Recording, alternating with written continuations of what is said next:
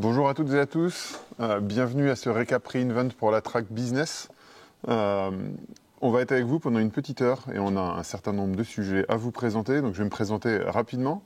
Je suis Julien Épine, je travaille avec les équipes de Solutions Architect pour la France et avec moi Emmanuel Schmitt, je suis également dans les équipes Solution Architect et je travaille pour les grands comptes en France. Vous avez pour certains déjà eu les 2 heures de présentation du recap pour la partie tech. On va avoir un petit focus un petit peu plus business maintenant. Pour ceux qui nous rejoignent, et il y a beaucoup d'entre vous qui nous rejoignent juste maintenant, on fait un petit retour sur Reinvent. Donc Reinvent se passe la dernière semaine de novembre qui vient sur début décembre, donc juste après Thanksgiving aux États-Unis. Et cette année, on a eu plus de 50 000, je crois qu'on était à plus de 70 000 attendees, donc spectateurs présents. Il y a eu plus de 2000 sessions qui ont été mises à disposition, énormément de partenaires, plusieurs centaines d'annonces. Donc le but de ces webinaires et de ces recaps, c'est vraiment de vous aider à avoir une petite vision de ce qui s'est passé pendant Reinvent et de vous donner voilà, les priorités clés et quelques-unes de nos annonces préférées. Donc aujourd'hui, et là maintenant, on va parler des sessions un petit peu plus business. Alors ça reste technologique, hein, je vous rassure, mais on va parler, donc on a un agenda assez chargé. Donc Emmanuel et moi allons vous parler d'abord d'Amazon Supply Chain, donc une des nouvelles annonces qui a été faite, Amazonomics, pour tous les clients qui sont dans le healthcare, donc dans les données de santé. Nous allons parler de SimSpace Weaver pour la simulation, DataZone et Clean Rooms pour avoir une petite focalisation sur comment faire du business autour de la data. On reparlera de Connect, première solution business sortie par AWS. Et on ira sur quelques petits updates pour faire le lien entre le business et les développeurs autour d'Upload Application Composer. Donc allons-y tout de suite. On va commencer par Supply Chain. Pourquoi on a créé Amazon Supply Chain et quel était le besoin des clients autour d'Amazon Supply Chain? Le premier besoin est vraiment la première demande de nos clients. Ils ont tous plusieurs systèmes pour gérer les supply chains, pour gérer la production au sein de leur organisation. Et le problème principal, c'est d'être capable de connecter et de faire parler ces différents systèmes. Et donc Supply Chain a vraiment été fait pour connecter ces différents silos entre les différents endroits de l'organisation. Deuxièmement, une fois qu'on a connecté ces silos, ils ont tous des langages un petit peu différents, donc comment on va les harmoniser. Et derrière, une fois qu'on a cette vue harmonisée, comment on va pouvoir utiliser le machine learning et avoir tous les bénéfices des algorithmes de machine learning pour améliorer ses capacités business. Et bien entendu, on veut le faire sur le cloud. Donc comment on a créé AWS Supply Chain? On va voir, il y a 4 étapes clés qui viennent juste après. Donc la première, c'est un data lake. Donc on l'a appelé Supply Chain Data Lake. Le principe, on travaille avec des connecteurs qui vont aller se connecter à vos différents environnements, de tous les ISV, et voire même certains environnements, enfin la plupart on-prem, pour aller prendre ces environnements et consolider l'ensemble de ces données dans un lake qui va donc permettre d'avoir une vision commune de l'ensemble des éléments. C'est là que le machine learning va commencer à venir finalement vous aider. On va faire de l'association de données de manière automatisée. Donc on utilise énormément d'algorithmes de machine learning pour aller regarder ces données, voir les différentes entités, comment elles travaillent les unes avec les autres, et vous proposer des recommandations de différentes entités, ce qui va vous permettre d'avoir une ontologie, donc d'avoir un langage et un dictionnaire commun entre vos différentes plateformes business, et au-dessus de ça, du coup, de pouvoir construire le reste des applications. La troisième étape, c'est de vous fournir des insights. C'est bien d'avoir l'ensemble de ces données, c'est bien d'avoir du machine learning, mais la troisième étape va vraiment être centrée sur comment vous donner accès, vous donner les bonnes alertes au bon moment pour améliorer les processus business.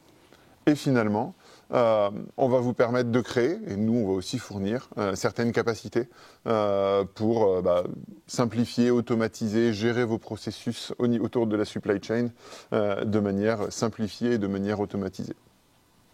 Alors, on va faire un petit tour sur quelques écrans.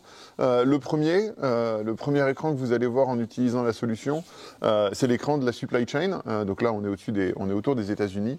Le principe, c'est que vous aurez la possibilité de déclarer l'ensemble des sites dans lesquels vous avez de la production, des sites dans lesquels vous avez des entrepôts, par exemple. Et on s'est basé, entre autres, sur l'expérience d'Amazon pour pouvoir préparer ces éléments-là. Et cette vue va faire soit un entrepôt ou soit un site de production spécifique, ou alors va pouvoir travailler par cluster. Donc un ensemble d'environnements qui vont être mis à disposition. Et on vous fournit une vue qui vous donne un état à un moment donné. Vous verrez en bas à gauche de l'écran, il y a une partie qui vous permet d'avoir une timeline.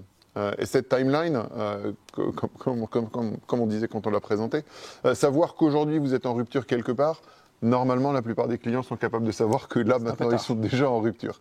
Le principe, c'est que vous pouvez, et c'est là où le machine learning devient très intéressant, vous pouvez commencer à avancer dans le temps sur cette timeline et voir est-ce que demain, après-demain, dans 2 semaines, dans 3 semaines, je vais avoir des... Alors, plus vous allez loin, bien entendu, plus la variabilité des prédictions devient grande, mais ça vous permet de prévoir l'ensemble des différents éléments et de prendre des actions de manière plus rapide. Vous pouvez ensuite aller un peu plus dans le détail, donc on le voit sur le deuxième écran. Là, vous allez pouvoir regarder site par site, effectivement, l'état des inventaires et avoir une projection. Donc là, on va vraiment commencer à voir, si vous avez déjà entendu parler de AWS Forecast, effectivement, une partie prédiction de la demande autour de l'inventaire et commencer vraiment à faire un drill down un petit peu plus poussé au niveau des différents sites. Le troisième, ça va être pour vous, c'est là où on va rentrer dans la partie Insight, vous donner la possibilité de créer des alertes de manière automatique. Donc ces alertes vont venir, en utilisant encore une fois du machine learning, prendre un certain nombre d'éléments et vous prédire typiquement de savoir si vous allez être out of stock sur un produit particulier ou sur une chaîne de produits particuliers. Dans une région, là, on est aux États-Unis, donc effectivement, on a un pays continent, donc on peut tout à fait avoir des zones géographiques spécifiques qui vont être gérées pour voir si effectivement il va y avoir une pénurie de tel ou tel produit. L'intérêt, c'est qu'on va pouvoir avoir ces alertes, bien entendu en temps réel, comme la plupart des systèmes, mais aussi avoir une prédiction. Pour se dire attention. En vue des demandes et en vue de la production, on pense qu'effectivement, dans les 2 ou 3 jours, il y aura une pénurie sur un certain nombre de produits. Une fois que vous avez ces éléments-là, on va pouvoir avoir un dashboard, qui est le slide d'après, où on voit un ensemble d'insights. Si vous avez déjà travaillé dans un environnement de production, et même d'ailleurs beaucoup maintenant dans les environnements informatiques, le principe du Kanban est très utilisé. Et donc on a fourni une Kanban board qui va fournir l'ensemble de ces actions. Donc le but pour vous, c'est d'avoir l'ensemble des nouveaux insights qui arrivent et que vous puissiez agir. Et encore une fois, on est vraiment donc, sur de la prédiction du travail. Donc vous permettre en amont d'anticiper là où vous allez avoir potentiellement des ruptures de production, des ruptures de chaîne de livraison, et avoir la possibilité d'agir en amont pour qu'effectivement ces problèmes n'existent pas. Une fois qu'on a mis cela en place, on va pouvoir collaborer autour. Et là, c'est vraiment le deuxième élément. Donc on va vous proposer des scores au niveau des différentes actions et on va vous proposer de collaborer. Donc vous avez l'ensemble des acteurs de la chaîne logistique et de la chaîne supply qui sont autour de vous et vous allez pouvoir très facilement chatter avec eux. Tout est gardé au niveau des actions et donc il n'y a plus de naviguer dans les 50 emails différents, les chaînes d'emails où on ajoute des gens. Là, on va vraiment avoir la possibilité d'interagir directement sur la plateforme et sur l'ensemble de ces prédictions. Les prédictions vont avoir un score. Et ce score, on va pouvoir gérer différents facteurs en fonction de la distance, en fonction du coût, en fonction de l'impact aussi en termes de CO2. Donc vous pouvez vraiment gérer le score par entreprise. Donc vous pouvez définir les critères de score, enfin ou en tout cas mettre la pondération sur les différents critères de score. Et donc vous pouvez effectivement prendre ces recommandations. Une fois que vous avez ça, du coup, toutes les personnes qui sont dans la chaîne pourront directement prendre des actions. Et le but, effectivement, c'est de réussir à ne pas être bloqué. Pour finir sur supply chain, on a un dernier élément, encore une fois, qui est une fonctionnalité spécifique de supply chain, mais qui vient vraiment s'intégrer, qui non seulement va aller regarder les différents flux en fonction des arrivées, en fonction des départs, et effectivement vous aider à avoir ça, mais va vous permettre à faire du forecasting de demande. Donc vous aurez des produits qui vont être potentiellement plutôt saisonniers, des produits qui vont être plutôt des basiques et qui vont être utilisés tout au long de l'année. Et donc la fonctionnalité de demand planning va venir regarder vos trends et va donner la possibilité, et on en parlait tout à l'heure dans la partie technique avec Tiffany, on est vraiment dans l'utilisation du machine learning pour augmenter le travail des employés. Et donc là, AWS Supply Chain va venir vous faire des recommandations et vous aurez la possibilité d'overrider un certain nombre de paramètres, de dire non, ça c'est un élément qui est très saisonnier par exemple, donc effectivement avoir une planification pour acheter des tongs en hiver, à moins d'habiter dans l'hémisphère sud, c'est moins utile. Et donc voilà, vous aurez vraiment la possibilité au niveau humain de faire ces éléments-là. Et ce qui est intéressant, et c'est là où le machine learning devient aussi, moi je trouve, assez magique, c'est que justement, on enlève la magie du machine learning, on a toute une partie d'explicabilité des choix qui ont été faits. Donc c'est pas juste une boîte noire qui veut dire c'est 12 la réponse, ou c'est 42, on sait tous que c'est 42 bien entendu. Mais du coup ils vont dire effectivement les 42 sont parce qu'on voit que dans cet espace-là, ou dans tel pays en Europe, il y a telle demande qui est en ce moment, donc on sait que par les trends historiques, 6 mois plus tard, ça arrive en France quand ça a commencé, je ne sais pas, en Allemagne ou aux États-Unis. Donc on va vraiment pouvoir expliquer les différents choix et ce qui va donner à vos employés la possibilité d'être beaucoup plus efficace. Donc AWS Supply Chain est en preview actuellement et je ne peux que vous engager à aller regarder. Si vous avez des questions, j'ai oublié de le faire au tout début, le chat est ouvert, on regarde le chat. Donc n'hésitez pas à poser des questions directement. Je les poserai à Emmanuel s'il y en a qui sont sur sa partie et inversement. Voilà. Emmanuel, je te laisse la main. Alors sans transition, on va passer plutôt dans le monde de la biologie. Comme tu l'as dit, donc, le terme consacré Healthcare et Life Science. Donc on a annoncé en preview également pendant la keynote d'Adam la disponibilité du service Amazonomics.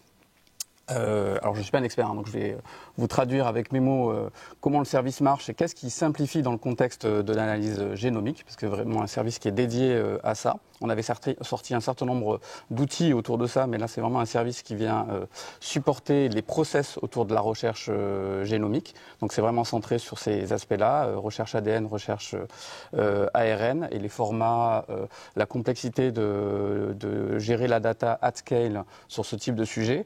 Dans un contexte où finalement l'analyse génomique pour une personne a été divisée par 100 sur les 20 dernières années. Ça prend 100 fois moins de temps en fait et c'est aussi 100 fois moins cher. Par contre, la complexité aujourd'hui, c'est de faire ces analyses à l'échelle d'une population, de faire des corrélations avec des analyses plus biologiques ou des analyses de phénotypes, donc sur un ensemble de populations. Donc l'objectif vraiment de ce service, c'est de scale au niveau supérieur et d'avoir une vue globale de ces analyses-là et de le faire de manière sécurisée, donc avec de la collaboration. On sait que la recherche et le développement dans le domaine médical, c'est quelque chose qui nécessite un certain nombre de parties. Et donc l'objectif, c'est de rester conforme et sécurisé sur les données qu'on échange entre les chercheurs. Et le dernier point, et peut-être le plus important, toute l'orchestration qui permet d'analyser, de séquencer et d'agréger les informations est abstrait au travers de ce service-là. Une des questions pour ceux qui sont sachants dans le domaine est de savoir finalement quelle est la différence avec l'outil open source qu'on avait sorti, donc Genomic CLI, qui était un CLI qui permettait de faciliter en fait la couche d'infrastructure pour faire ces analyses. Là, l'idée, c'est que c'est un service vraiment managé avec des UI pour vous permettre de totalement abstraire la technique de ces analyses. Donc, à quel use case on répond? Finalement, accélérer la recherche médicale. On a vu que ces dernières années, c'était important de répondre rapidement à certains enjeux de santé, de faciliter le partage des données autour des essais cliniques, à la fois génomiques et à la fois biologiques, et par cette collaboration, d'accélérer cette recherche. Alors, comment ça marche? Qu'est-ce qu'il y a derrière en fait Amazonomics? En fait, il y a trois grandes parties, conceptuelles et techniques. Une première qu'on appelle le Sequence Store, donc qui est globalement un stockage dédié, purpose-built, à des formats de fichiers qui sont particuliers, donc sur la chaîne nucléide, donc les formats classiques, on va retrouver les formats BAM, CRAM et FastQ. Qu'on supporte. Donc le stockage permet d'accélérer l'accès et la recherche sur ces éléments-là. On peut aussi adosser au Sequence Store du stockage type S3, format parquet pour faire de l'analytics et croiser ces différentes données. Une fois qu'on a ces données dans le store, en fait, l'idée c'est de les mettre à profit, comme d'habitude, soit par de l'analyse dédiée, soit par du machine learning, comme tu l'as dit, améliorer les process existants par le machine learning. Donc on va retrouver en fait toute la couche d'amélioration des workflows d'analyse génomique, avec le support des deux frameworks principaux dans ce domaine, que sont Nextflow et VSL.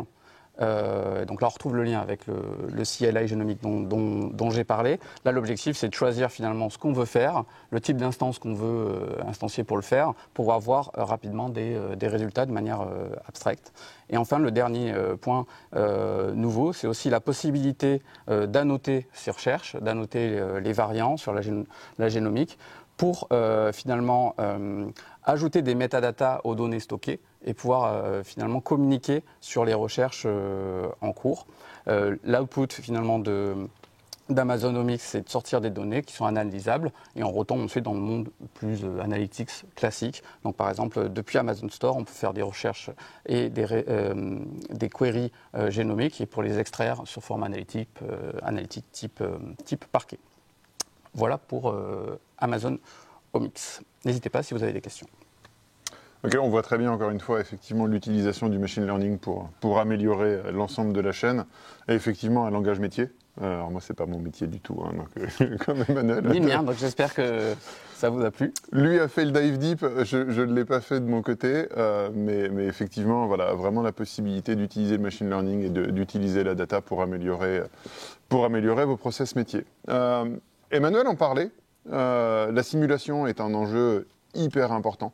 Alors on le voit dans le monde de la santé, mais on le voit un petit peu partout. On le voit beaucoup dans l'IoT, avec les besoins autour des digital twins, tous les environnements sur lesquels on va pouvoir mixer le réel et le physique. Mais simuler, pour beaucoup, ça revient à exécuter du code sur un ordinateur. Alors c'est bien. Petit à petit, on va pouvoir commencer à lancer, on appelle ça des agents. C'est typiquement un utilisateur ou un promeneur dans une ville, ou un équipement, un camion, un bus, ou quels que soient les équipements qu'on va pouvoir avoir dans le monde connecté. Et on va pouvoir assez facilement, sur un ordinateur, simuler, on va dire, une dizaine de milliers d'agents. Après, on se dit, il va me falloir une machine un peu plus grande. Gros ordinateur. On va commencer à prendre des gros ordinateurs et on va pouvoir commencer à se dire qu'effectivement, on va faire de la simulation sur 100 000, 200 000, peut-être 400 000 agents. Après, il y a un problème, j'en ai parlé pendant la partie technique, on a des machines qui vont avoir jusqu'à 24 Tera de RAM, qui vont avoir 200 gigabits par seconde de réseau et plein de calculs. Mais à un moment, la plus grosse machine, il n'y a pas plus gros. Et donc effectivement, on va se retrouver assez rapidement limité. Pourquoi on veut faire de la simulation ? On va en faire pour beaucoup de choses. On va en faire pour les stades. En France, dans 2 ans, l'année prochaine d'ailleurs, il y a un événement assez important. Il y en a même un autre cette année où effectivement il y a des événements sportifs très importants qui vont arriver. Simuler les flux de supporters et simuler les différents flux, c'est critique. Et on peut le faire aux abords du stade, ça on peut le faire sur une machine, même avec effectivement 90 000, 100 000 personnes. Après la question c'est quand on a des centaines de milliers de personnes sur un environnement aussi large que la région parisienne ou le nord de la région parisienne, comment va-t-on pouvoir simuler l'ensemble de ces flux ? Alors on pourrait mettre des gens qui se baladent pour effectivement voir comment ça marche dans la vie réelle, mais c'est pas très facile. Et donc le principe c'est vraiment de se poser la question, et c'est une question qui est posée de plus en plus, comment peut-on faire des simulations à large échelle ?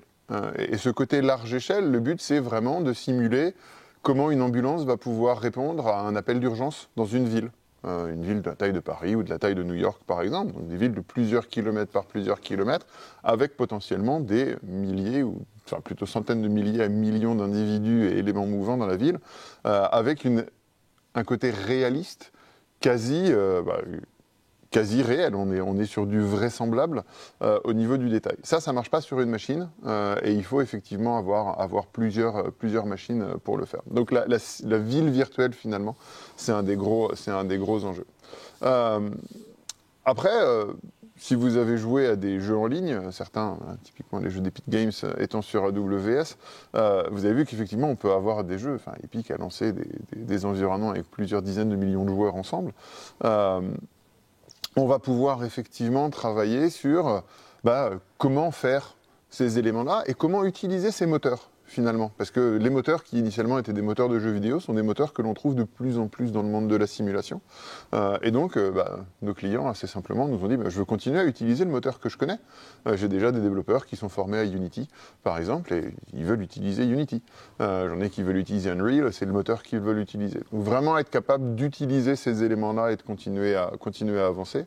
Et quand on parle de plusieurs machines, souvent il y a un problème de coût derrière, ça coûte pas mal d'avoir des machines. Ce que nous demandaient nos clients, effectivement, c'est d'avoir un pricing qui est super simple, donc de pouvoir avancer et d'utiliser les solutions au moment où on en a besoin et de payer juste pour effectivement ce que l'on va utiliser. Les use cases principaux, j'en ai parlé déjà. On va avoir de la modélisation au niveau d'une ville. Donc là, on va être dans la simulation du monde réel. Alors, on le voit pour les voitures, on le voit pour les avions, on le voit pour tous ces éléments-là. Alors, Defense Simulation, c'est pas que la défense et le côté militaire, mais c'est effectivement comment gérer des événements et des événements imprévus. Typiquement, on va pouvoir faire du disaster response. On travaille beaucoup avec les services de secours. Je parlais des ambulances tout à l'heure, les pompiers. Comment être capable effectivement, dans une ville très large, d'avoir les chemins les plus efficaces en conditions quasi réelles. Et derrière, on a toute la partie plutôt effectivement gaming, où on va pouvoir être sur du multiplayer. La différence, c'est que souvent sur un environnement multiplayer, et ça commence quand vous lancez le jeu, et vous allez pouvoir interagir, mais si vous sortez de l'environnement ou si vous sortez de la salle, parfois, même au niveau d'une salle, tout se remet à zéro. Et le but, c'est effectivement de se dire comment on peut avoir des environnements de la taille d'une ville, ou même parfois plus grands, avec des avatars et des environnements qui continuent à exister même si vous n'êtes pas là. Et là, la frontière, effectivement, entre la simulation et le métavers est assez faible et assez fine. Et donc on voit pas mal de perméabilité entre les deux mondes. Et donc voilà, comment se poser des questions du physique vers le virtuel et comment utiliser le virtuel pour modéliser le physique. Comment ça fonctionne ? On est sur un modèle où on va faire du calcul haute performance finalement. Donc si vous avez déjà eu une expérience en termes de simulation et autres, vous avez fait de la météo par exemple sur du calcul haute performance, le principe c'est que je prends ma grosse machine et ma grosse machine je vais la découper en plusieurs petites machines. Et donc ces machines il va falloir effectivement les faire discuter par le réseau.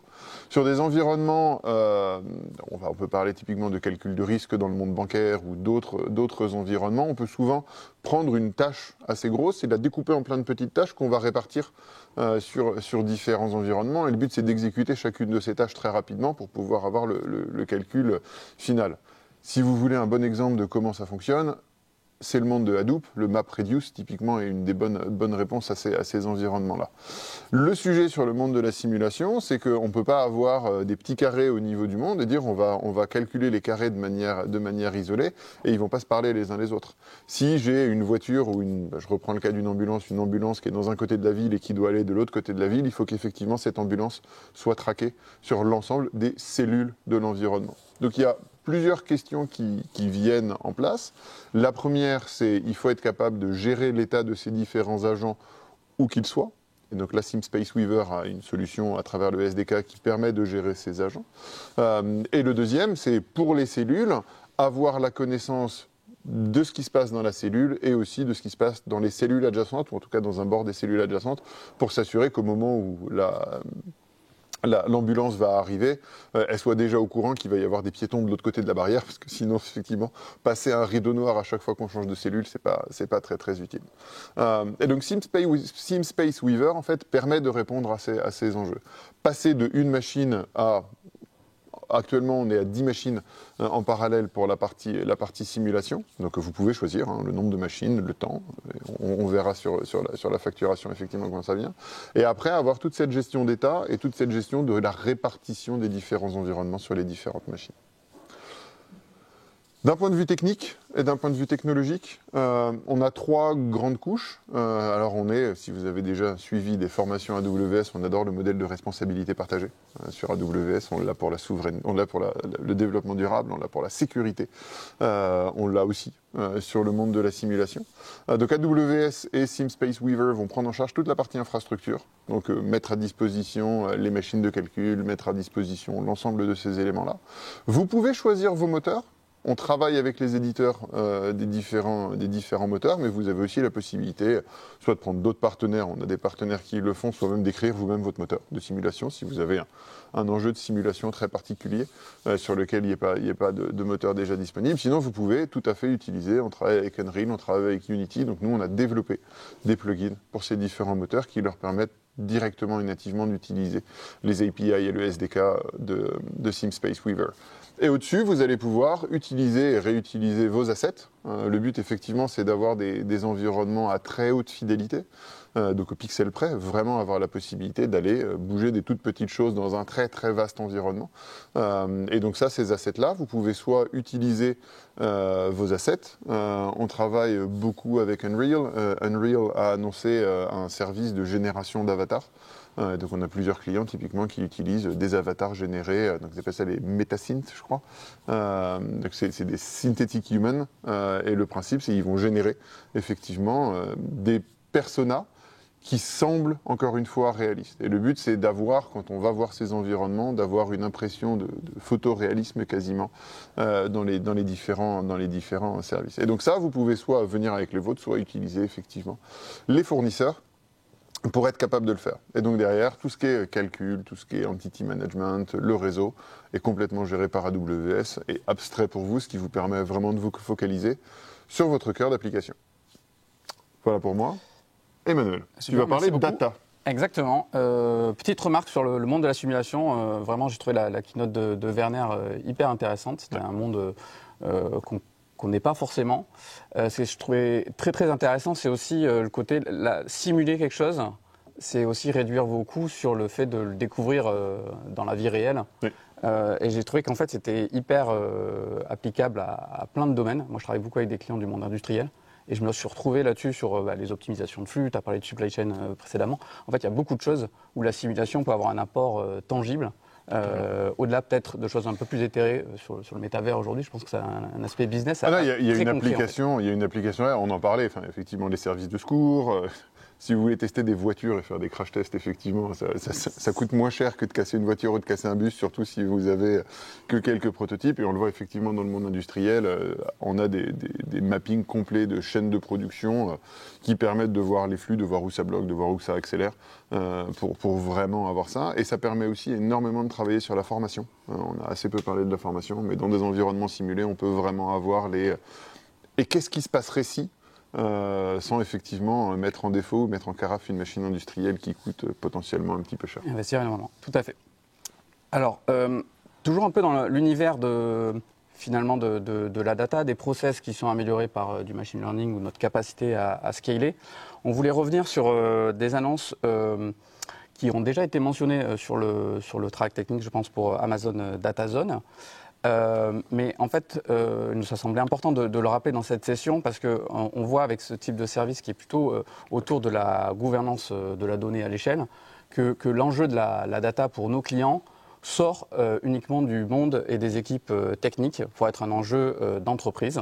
Et la capacité à accélérer, à mettre à profit des données, ses propres données ou ceux de son partenaire, on verra avec le service AWS CleanRoom que c'est important, la collaboration autour de la donnée, devienne un enjeu stratégique pour nos clients. Donc Amazon Data Zone, c'est vraiment un service de gouvernance de la donnée Petit cocorico, il a été annoncé conjointement avec un de nos clients qui était dans la preview, qui était Engie en France. Donc on les salue. Qu'est-ce que ça fait en fait Amazon Data Zone? C'est vraiment l'objectif d'avoir une couche de management et de gouvernance au-dessus des différents services de la data d'AWS et de nos partenaires. L'objectif, c'est de répondre à un certain nombre d'enjeux qui ont été finalement formalisés dans la vision Data Mesh, dont vous avez peut-être entendu parler. Qui repose sur 4 piliers. Et en fait, vous allez voir que ces 4 piliers, on va les retrouver dans le service. Donc les 4 piliers sont la possibilité finalement d'avoir de la data qui est possédée par les domaines qui la produit. Donc voilà, si je suis responsable de la relation client, j'ai finalement le tracking de ce que j'ai dit avec mes clients, leur satisfaction, leurs enjeux du quotidien. Si je suis responsable de la finance, j'ai combien me coûte potentiellement un call avec ce client-là. Donc chaque domaine est honneur de sa donnée. Et finalement, deuxième pilier, considère cette donnée comme un produit. C'est-à-dire qu'il y a l'application qui sert, par exemple, l'application de call center pour être responsable et en contact avec ses clients, mais ça génère de la donnée. Cette donnée-là, c'est un produit pour les autres clients de l'entreprise et ça peut être utilisé. Le troisième pilier, c'est la possibilité d'utiliser ces données de manière gouvernée. Qui a le droit, quel niveau de détail. Et enfin, d'avoir une plateforme qui permet ça de manière self-service. L'objectif étant finalement d'appliquer au monde de la data ce qui a été appliqué au monde des applications avec les microservices. Plutôt que d'avoir un énorme data lake avec une équipe qui est en charge de tout et qui est un peu sur le chemin critique, c'est d'avoir des personnes qui sont sachant de la donnée et des facilitateurs pour accélérer ces différentes analyses cross-domaine. Donc DataZone permet ça en fait. L'objectif c'est de pouvoir partager de la donnée, de pouvoir la découvrir plus facilement et de la partager à l'échelle avec des règles et des workflows d'approbation et de notification, ainsi que de la souscription. Finalement, on se rend compte quand on fait des projets de données, ce qui est compliqué, c'est de sortir un premier projet, mais au-delà de ça, c'est une fois qu'on a par exemple sorti un premier projet, la data source change. Le dataset change, il faut notifier tous nos clients que ça a changé. DataZone permet de faciliter finalement ce broadcast de voilà, mon dataset a changé, voilà ce qui a changé. Est-ce que vous voulez ressouscrire ou pas potentiellement en fonction des enjeux du client et chacun est en libre service. Donc si on positionne un peu DataZone dans notre écosystème, l'objectif là n'est pas de parcourir tous nos services autour de la data, le meilleur outil pour le cas d'usage, mais finalement les grands domaines, on a l'ingestion, la transformation, l'intégration et l'activation de la donnée. DataZone va vraiment agir comme Lake-Formation autour des accès, lui autour de la gouvernance. Comment cette gouvernance est implémentée? Elle est implémentée, je dirais, autour de 4 concepts clés. Le premier, c'est un portail qui permet de partager ces différents datasets, d'interagir, etc. Ce portail, d'ailleurs, est en dehors de la console AWS. C'est vraiment une solution à part entière. La collaboration va s'effectuer autour de projets. Donc, par exemple, moi, Emmanuel, si je veux étudier des données croisées entre des données financières et des données de relations clients, je vais aller chercher différents datasets sur le portail.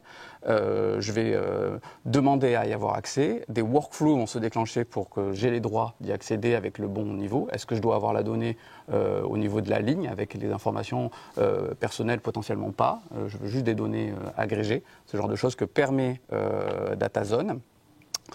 Et ensuite, ça va créer un espace de travail, un projet, dans lequel je vais à la fois avoir les datasets dont j'ai besoin et les ressources de calcul pour faire des requêtes, donc au travers d'Athena ou de Redshift. Donc j'ai les moyens en place pour me permettre d'analyser ces différentes données. Ce qui est important, c'est que tout ça s'opère dans le portail au travers d'un catalogue finalement métier de la donnée, dans lequel on va retrouver, puisqu'il est adossé à AWS Glue Data Catalog des données techniques, voilà, et les capacités qu'offre Glue, on l'a vu sur le machine learning, de facilement parser les données, de pré-agréger des métadatas à l'échelle, c'est hyper important pour accélérer, mais aussi des données beaucoup plus métiers. Finalement, dans quel domaine je suis, est-ce qu'il y a des informations personnelles ou pas, qui a droit d'y accéder, et dans quoi ça a déjà été utilisé. Donc DataZone permet vraiment de faciliter, d'accélérer le partage pour implémenter cette vision data mesh à l'échelle d'une entreprise. Okay. Et pour aller plus loin que finalement l'entreprise, on a également sorti un service qui s'appelle AWS Clean Rooms, où là, l'objectif, pour reprendre vraiment la description de DataZone, c'est d'aller plus loin et de collaborer entre différentes entreprises au travers d'AWS en fait. Donc le terme clean room est un terme qui est assez connu du monde du marketing et de l'advertising. L'idée pour ce métier-là, par exemple, c'est finalement, moi, entreprise, je connais mes clients. J'ai souvent une base de clients installés dans laquelle je connais j'ai leurs données démographiques, potentiellement leur historique d'achat, ce genre de choses. Et après, je fais appel à des tiers pour faire du marketing. Donc je dis, je vais par exemple avoir des campagnes pour cibler tel type de population sur tel produit parce que je veux faire une promotion ou mettre en avant une actualité sur une gamme de produits. Pour ce faire, nos clients font appel à des tiers. Dans le monde du digital, Google, Facebook, Instagram. Et en fait, la problématique, c'est de faire le lien entre les campagnes, le trafic que ça a généré, et finalement les personnes et le targeting que ça me rapporte. L'objectif, c'est de partager ces données entre des entités sans forcément partager l'ensemble des informations et de manière sécurisée. C'est ce que permet AWS Clean Room. Mais il y a plein d'autres use cases au-delà de celui-là qui est assez naturel. Par exemple, dans l'engineering ou la recherche et développement d'industrie où il y a beaucoup de composants, beaucoup d'OEM d'embarquer, donc l'automobile ou l'aérospace. Voilà, il y a des centaines de fournisseurs pour obtenir une expérience client autour de la voiture. Partager ces données de manière sécurisée est hyper importante. Donc ça, c'est deux cas d'usage où AWS Clean Room peut faciliter le partage entre différentes entreprises sur AWS. Alors, comment ça marche AWS Clean Room? Ça, j'en ai un peu parlé. Donc, on va retrouver le concept important de collaboration. Aujourd'hui, on offre la collaboration entre 5 entités différentes représentées par des comptes ou des organisations AWS. Ce qui est hyper important, c'est qu'il n'y a pas de mouvement de données. Ça, dans le monde d'avant, ce qui était compliqué, typiquement pour la gestion de campagne, on reçoit des fichiers d'un côté, mais la personne à qui on poste ces campagnes va nous dire si vous voulez plus de targeting, il me faudrait plus de données clients. Et donc là, d'un coup, on se dit ok, je vais extraire ma base client, mais il faut que je fasse attention à la sécurité, à la conformité, etc. Et en fait, on se retrouve à avoir des fichiers qui se baladent à droite à gauche. Donc en termes de gouvernance et en termes de sécurisation, c'est parfois assez complexe.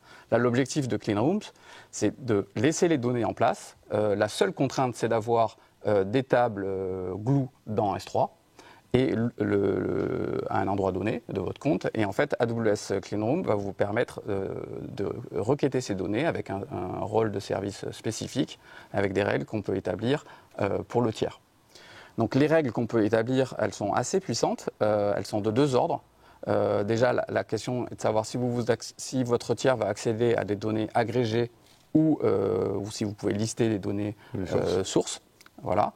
Mais on va même plus loin que ça. On peut, dans le partage, autoriser ou pas certaines opérations. Alors, certaines opérations sur la donnée, mais aussi sur la requête. Est-ce qu'il y a des clauses qu'on autorise ou pas, des croisements qu'on autorise à faire ou pas, etc. Et un axe important, c'est que tous ces traitements-là sont soumis à des régulations qui sont assez importantes. Donc, vous bénéficiez de tous les services et de la sécurité que les services AWS comme S3 vous permettent, donc, à savoir l'encryption at rest et en transit. Mais pour certains clients, il faut aussi qu'ils garantissent que lors du traitement, donc de la requête elle-même, la donnée n'est pas déchiffrée. Okay. Donc, on a sorti un SDK, en fait, pour, au travers des requêtes Athena, avoir un niveau d'encryption pendant le traitement même, ce qui permet en fait à 2 tiers de travailler sur différents sets de données, de croiser des domaines, mais sans que jamais la donnée soit déchiffrée pendant ces traitements. Et enfin, un dernier sujet, tout ça est classiquement programmatique. Donc on peut créer des clean rooms à la volée avec les règles qui vont bien. Donc un exemple que j'aime bien prendre, c'est par exemple ce que fait Amazon Ads, En fait, donc Amazon Ads fournit des services pour optimiser des campagnes sur le site Amazon notamment. Et ils utilisent Cleanroom pour partager les données de campagne de manière programmatique à tous leurs vendeurs. Donc il y a des millions de fournisseurs sur la sorte partie marketplace d'Amazon qui ont accès à leurs données de manière sécurisée en one-to-one avec Amazon au travers de AWS Cleanroom. Okay. Et comme ça, on garde le contrôle, on ne partage pas plus que ce qu'on veut faire, on a l'échantillonnage, enfin, ça permet... Exactement. Et c'est un marché hyper régulé, donc on peut appliquer les règles dont on a besoin. Voilà pour Cleanroom. Je pense que je vous ai partagé les différents éléments. Peut-être en termes d'analyse, le résultat peut être partagé ou pas sur S3, donc le croisement des données que vous faites, et ensuite peut être analysé avec des outils classiques à la fois de BI, d'analytics, type Amazon Redshift, et même de machine learning, puisqu'on peut réinjecter ces résultats dans SageMaker, par exemple, pour avoir alimenté une Customer Data Platform qui permettrait d'avoir de la segmentation automatique de ses clients en fonction de ce qu'ils ont fait et des différentes campagnes qui ont eu lieu sur des populations anonymes. Une fois qu'on l'a dans S3, on peut le remettre dans un data zone, on peut les gérer. Voilà. Et on a toute la valeur de l'intégration des différents services à l'échelle de différentes entreprises. Là, vraiment, Cleanroom, ce que ça permet, c'est que ça permet d'étendre de manière sécurisée la donnée à différents partenaires. Excellent. Pas mal d'avance sur la data. Tout à fait. Et effectivement, des nouveaux use cases qu'on n'était pas capable de faire il n'y a pas si longtemps que ça. On va rester dans le monde business. On va faire une petite pause sur Amazon Connect. Donc Amazon Connect est une solution de call center. Un peu plus. C'est vraiment de la gestion de relations clients multicanal. Donc effectivement, ça fait du call center, vous pouvez faire du chat, il y a du workflow, il y a énormément de solutions qui viennent autour de ces éléments-là. Mais effectivement, c'est une solution packagée pour ce qu'on appelle traditionnellement le contact center, donc les centres de contact. On a fourni quelques axes principaux d'amélioration. Le premier, on a continué à travailler de manière intensive sur la mise à disposition de nouvelles fonctionnalités à travers le machine learning pour vos centres de contact. Et typiquement, pour toute la partie vos agents. Parce que c'est bien de travailler avec les clients et de savoir ce qu'ils disent et de pouvoir les analyser, mais effectivement, vous, à un moment, le centre de contact, on contacte souvent quelqu'un à la fin. Et donc, on a utilisé beaucoup ces éléments-là pour effectivement vous aider à planifier la capacité en nombre d'agents qui va être nécessaire. Donc là, on fait du forecasting, on utilise des machines, des algorithmes de machine learning. Et j'en parlais tout à l'heure pour la simulation, on leur donne aussi la possibilité de faire « et si ça arrivait, qu'est-ce qui se passerait ?» Et donc on va vous donner la possibilité soit de planifier l'indisponibilité d'une équipe ou l'indisponibilité d'un site et de voir effectivement quels seraient les différents impacts. Donc ce qui permet à vos gestionnaires de sites, au niveau des call centers, effectivement de répondre très rapidement aux différents besoins. On a aussi toute la suite qui continue vraiment autour de la gestion des tâches et de la gestion justement de vos agents de call center. Quand est-ce qu'ils commencent, quand est-ce qu'ils finissent, comment on fait le handover, comment on liste les tâches, comment on fait de la délégation. Donc vraiment avoir cette capacité et aussi comment on prend des pauses. C'est bien de prendre des pauses en pleine journée. Vraiment vous donner la possibilité de travailler sur l'efficacité de ces équipes-là, sachant que traditionnellement, les contact centers, c'était un environnement assez clos. Les gens venaient sur place et travaillaient dans des bureaux. On a vu ces dernières années, et particulièrement sur les 3 dernières années, une explosion du travail à la maison aussi. Donc avoir cette capacité de fédérer et de gérer. Et là où Connect est particulièrement efficace, c'est vous donner la possibilité pour des call centers qui vont être effectivement distribués, d'avoir à travers un agent qui est disponible sur tous les navigateurs, finalement, des agents réels et qui vont travailler depuis n'importe où. Donc vraiment avoir cette capacité à travailler efficacement va être utile. Et le dernier point, encore une fois, on en parlait ce matin dans la partie technique, rendre plus simple l'intégration. Donc on a mis en place des systèmes qui vous permettent de vous intégrer de manière encore plus aisée aux différents environnements et aux différents outils qui vont être mis à disposition. Donc là, on peut le voir, c'est un petit peu plus de détails effectivement sur ce qu'on va mettre, mais il y a une partie guidage aussi, parce que on l'a vu, quelqu'un qui travaille à distance, quand quelqu'un vient chez vous, finalement, vous pouvez dire, et on le fait aussi chez nous, chez Amazon, quand quelqu'un arrive sur site, la première matinée, Eh ben, on va vous faire une formation. Donc les outils sont souvent vraiment concentrés sur qu'est-ce que c'est que l'outil et finalement assez peu sur comment le prendre en main et comment le rendre optimal. On a mis en place une partie guide sur lesquelles vos agents vont avoir de l'aide contextuelle qui sera disponible un peu à tout moment. Et en plus, ils vont pouvoir le déclencher pendant qu'ils sont en train d'avoir un case. Ce qu'on voit souvent et une demande de beaucoup de nos clients, c'est bien d'avoir des piles comme ça de papier avec toutes les procédures à appliquer ou alors des milliers de pages de wiki, mais personne ne s'en rappelle de ces milliers de pages de wiki. Et en fait, quand on est dans un cas très spécifique, comment peut-on demander la bonne information à travers le machine learning, à travers ces guides, on va vraiment avoir la possibilité d'accompagner les agents pour avoir la réponse la plus efficace au meilleur moment possible. Avec des outils moins traditionnels que le papier. Oui, pour ceux qui ont eu la chance ou qui travaillent dans un call center, on sait que souvent il y a 2-3 écrans. Avec le front office, la partie pour répondre aux clients, un ou plusieurs back-office.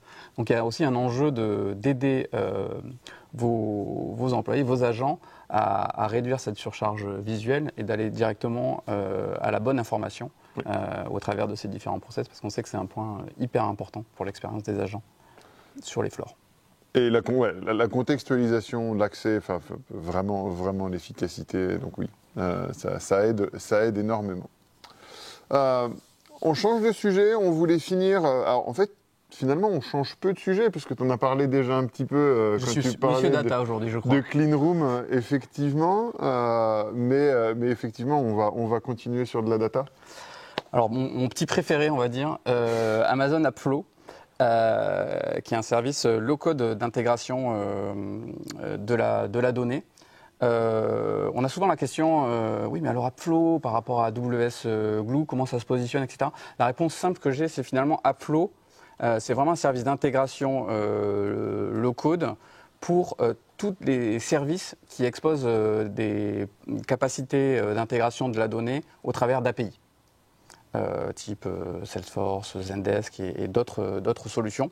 L'objectif d'Appflow, c'est de faciliter finalement les flux de données depuis ces solutions partenaires et vers les solutions partenaires.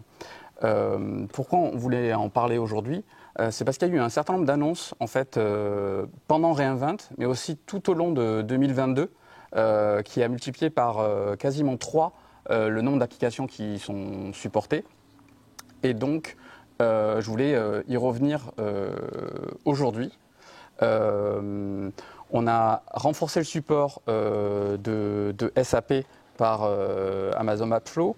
On a intégré la solution Salesforce Marketing Cloud pour aller chercher les données justement de targeting marketing dans Salesforce et les intégrer dans un data lake commun par exemple, et des données type advertising, donc le support de la version 4 de Google Analytics. Et on a fédéré tout ça dans notre écosystème Analytics, puisque AppFlow génère des tables qui peuvent être intégrées dans AWS Glue Data Catalog.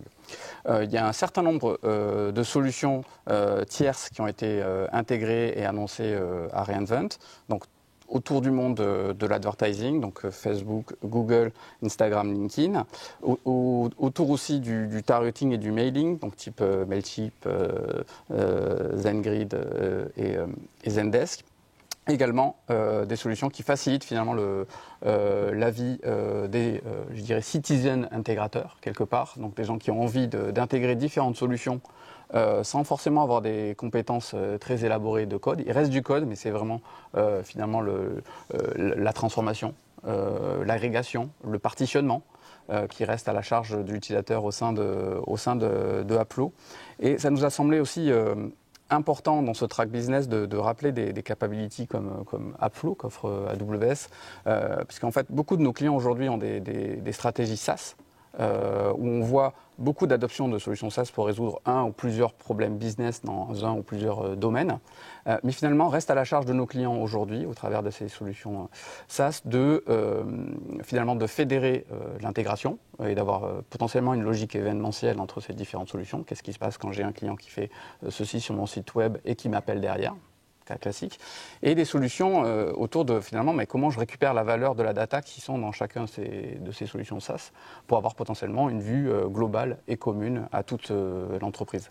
Et AppFlow, avec une autre solution qui s'appelle Amazon Event Bridge, permet vraiment d'avoir une stratégie que certains appelleraient SaaS First, mais qui est délivrable, exécutable dans le temps, parce qu'on n'oublie pas les aspects importants que sont l'intégration et la valorisation de la data au sein de ces projets de déploiement de process plus métiers.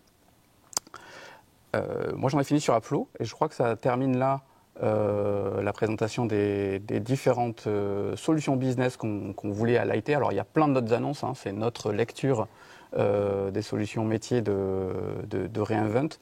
J'en profite pour vous renvoyer aussi sur tous les éléments de publication qu'on a fait autour de Reinvent. Je crois que la plupart des breakouts, toutes les keynotes sont disponibles sur YouTube et sont snackables. Donc n'hésitez pas à en profiter. Il y a des sessions plus ou moins longues sur différents sujets. Je crois qu'il y en a une sur au moins chacun des thèmes qu'on a abordés aujourd'hui pour présenter les services un peu plus en détail, avec des témoignages clients aussi de comment ils l'utilisaient et ce que ça leur a apporté d'un point de vue valeur métier. Sans transition, mais moment pub. Voilà, petit moment pub avant de passer sur les questions. Effectivement, n'oubliez pas, on a déjà parlé le 4 avril. Nous avons l'AWS Summit à Paris, sur lequel vous aurez, alors on disait, vous n'aurez pas 2000 sessions. Ce ne sera pas 70 000 dans le Palais des Congrès non plus. On aimerait bien. On aimerait bien, mais on n'est pas assez nombreux. Donc c'est à Paris, c'est gratuit, c'est au Palais des Congrès de Paris. Donc on revient pour une nouvelle année. Plus beau, plus grand, plus fort, comme on dit. On va continuer à étendre et effectivement à avoir des sujets. On a beaucoup de sessions qui vont être mises à disposition en français avec des clients pour expliquer les cas d'usage sur la plupart des technologies dont on a parlé aujourd'hui. À la fois des dive deep techniques, mais aussi des sessions un peu plus business. Donc vraiment, n'hésitez pas à vous inscrire et à venir nous rencontrer pour le Summit.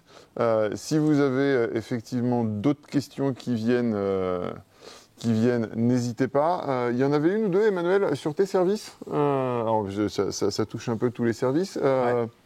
C'est quoi les dimensions de facturation ? Alors, on va le faire dans l'ordre chronologiquement inverse. Pour AppFlow, en fait, c'est deux critères principaux. La donnée qui est traitée et l'exécution des flows, le nombre de flows exécutés. Voilà, donc deux inducteurs de charge. Pour Cleanroom, de la même manière qu'AppFlow, c'est un service serverless. Donc en fait, il va y avoir des clean room processing unit. Donc c'est à la donnée qu'on parse à l'heure. Okay. Voilà, c'est un peu la même image que ce qu'on fait pour Redshift serverless ou AWS Glue, qui sont des services analytics serverless. Et pour DataZone, je ne me souviens plus. Donc je pense que c'est disponible dans la doc. J'avoue que je l'ai vu hier et j'ai oublié. Et puis ces services sont souvent plutôt liés aux infrastructures qui viennent derrière. Généralement, voilà. Les services de haut niveau sont généralement plutôt associés au coût du processing qu'ils génèrent. Je vais répondre pour SimSpace Weaver. SimSpace Weaver, c'est assez simple. C'est le temps de calcul des instances. Donc ça lance des instances de calcul et donc on a un type d'instance spécifique. Et donc on paye à l'instance heure de manière très traditionnelle. Et tout le reste, le SDK, on a la possibilité de développer en local aussi. J'en ai pas parlé dans les mondes de la simulation, très utile, avoir des feedback loops très rapides. Donc vous pouvez développer en local, tester en local et après le déployer sur le cloud. Le but, c'est pas d'attendre une heure à chaque fois que vous voulez faire une nouvelle itération. Pour supply chain, on va avoir deux axes de facturation. On a toute la partie data lake. Bizarrement, on va facturer du gigaoctet par mois. Hein.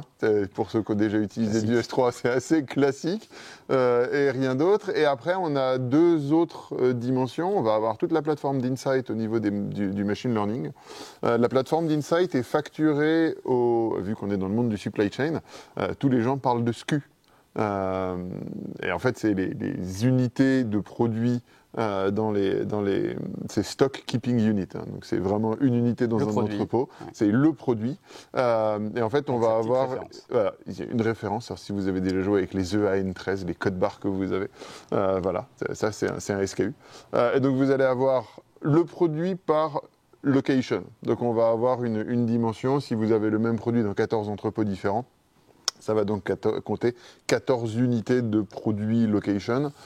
Et la même chose pour le forecasting, où vous aurez effectivement la possibilité de faire tout ou partie de vos produits et effectivement d'avancer là-dessus. Donc on est bien sur ces axes-là, de la data pure et après la partie machine learning. Et pour Amazon Omix, oui, c'est exactement le même principe. Donc le coût de stockage dans le Omix Store. Le coût de processing n'est pas directement induit par Amazon Omix, mais par les instances qui sont utilisées finalement dans les différents workflows. Et le prix de stockage et de traitement des annotations sont les principaux inducteurs de prix. L'objectif étant d'être le plus serverless possible aussi. Toujours. Et même sur les solutions business, effectivement, et même particulièrement sur les solutions business, on pousse le serverless le plus possible. T'as vu d'autres questions? Moi, c'est tout ce que j'ai vu. Moi aussi. Merci beaucoup à toutes et à tous d'avoir été avec nous. On vous laisse même 5 secondes de plus, 5 minutes de plus pour avoir une petite pause. Merci de nous avoir écoutés. Encore une fois, on est tous là à votre disposition le 4 avril pour le Summit. Donc on ne peut que vous engager à venir ici. Ce webinaire sera disponible bien entendu sur YouTube et n'hésitez pas à revenir vers nous pour toute question. Merci encore. Merci beaucoup et rendez-vous au Summit. Rendez-vous au Summit.